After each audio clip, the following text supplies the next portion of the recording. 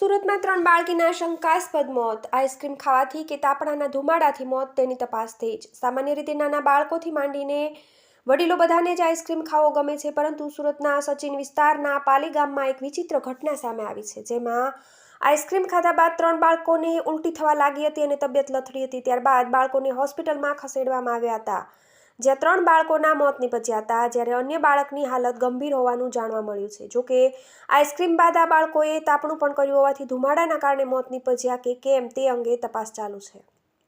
હાલમાં પરિવારે આઈસ્ક્રીમ ખાધા બાદ 3 બાળકીઓનું મોત થયું હોય તેવી આશંકા પરિવાર દ્વારા વ્યક્ત કરવામાં આવી છે. આ ઘટનાને પગલે શોકનું મોજું ફરી વળ્યું છે. પ્રાપ્ત માહિતી અનુસાર સુરત શહેરના સચિન વિસ્તારના પાલી ગામથી દુઃખદ ઘટના સામે આવી છે, જેને તમામ માતા પિતાને ચિંતામાં મૂકી દીધા છે. શુક્રવારે રાત્રે 4 બાળકોએ આઈસ્ક્રીમ ખાધો હતો. ત્યારબાદ તેમને ઉલટીઓ થતાં તબિયત લથડી હતી, જેથી પરિવારજનોએ તાત્કાલિક તેમને હોસ્પિટલ ખસેડ્યા હતા.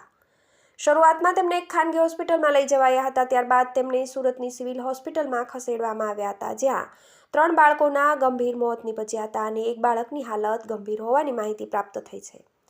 ઘટનાની જાણ થતાં સુરત મેયર સિવિલ હોસ્પિટલ ખાતે પહોંચી ગયા છે. આઈસ્ક્રીમના લીધે કે કોઈ અન્ય કારણસર મોત નીપજ્યું છે તે અંગે તપાસ હાથ ધરવામાં આવી છે. જોકે પોસ્ટમોર્ટમ રિપોર્ટ બાદ જ સાચું કારણ બહાર આવી શકશે. તમામ મૃતક બાળકોની ઉંમર 14 વર્ષ કરતાં ઓછી છે, જેમાં અનિતા કુમાર મહંતો ઉંમર વર્ષ 8 વર્ષ, દુર્ગા કુમારી ઉંમર 12 વર્ષ અને અમિતા મહંતો ઉંમર 14 વર્ષનો સમાવેશ થાય છે. હાલમાં મળતી માહિતી અનુસાર 3 બાળકીઓએ આઈસ્ક્રીમ ખાધા બાદ તાપણું કર્યું હતું, જેથી આઈસ્ક્રીમના લીધે કે પછી તાપણાના ધુમાડાના લીધે બાળકીઓના મોત નીપજ્યા છે તે હજુ સુધી સ્પષ્ટ થઈ શક્યું નથી. તમામ પ્રશ્નોના જવાબ પીએમ રિપોર્ટ બાદ મળી જશે અને મોતનું સાચું કારણ જાણી શકાશે. TV18 news, Surat.